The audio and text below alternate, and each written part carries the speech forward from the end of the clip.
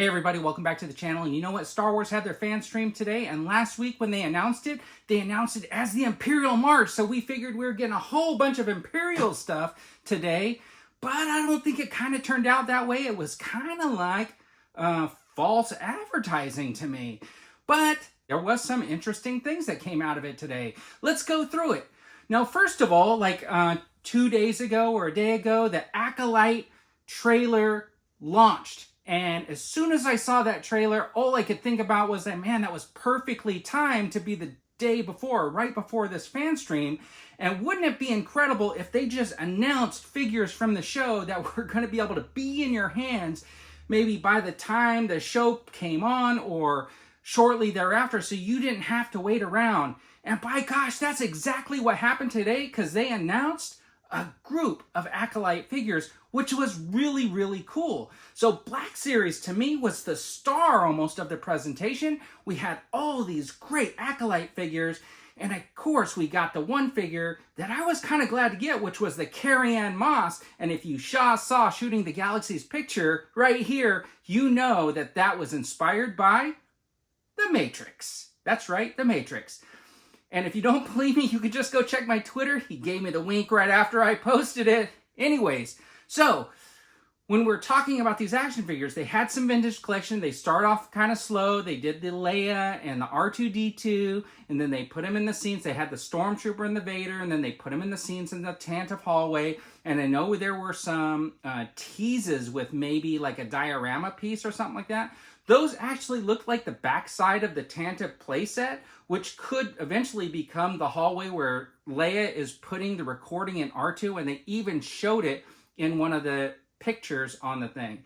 Then they went into the Acolyte figures, and all of them looked pretty good.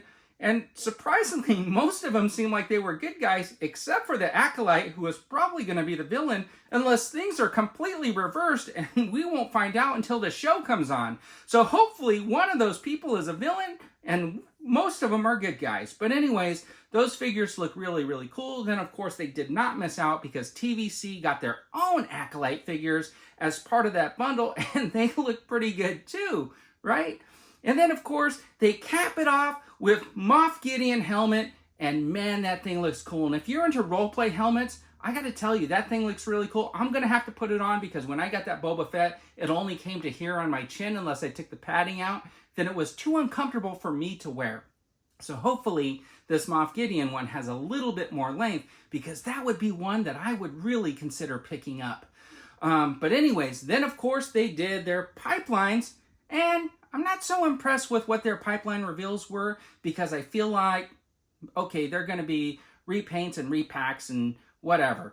But anyways, what I thought was interesting was Captain Carson Teva was missing again. Where is Carson Teva? He's been in all the shows. Let's get him at least pipelined for now.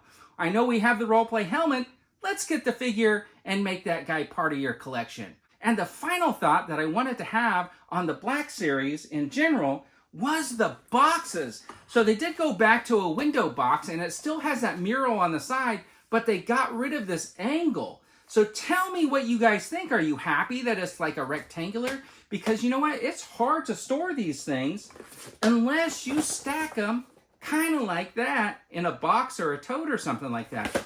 It is cool to kind of see them on a shelf, and you can sort of see them at an angle or whatever, but I think I'm looking forward to having them just be square, kind of like the Marvel Legends, where it just sits on a shelf square and you got a picture of the side art.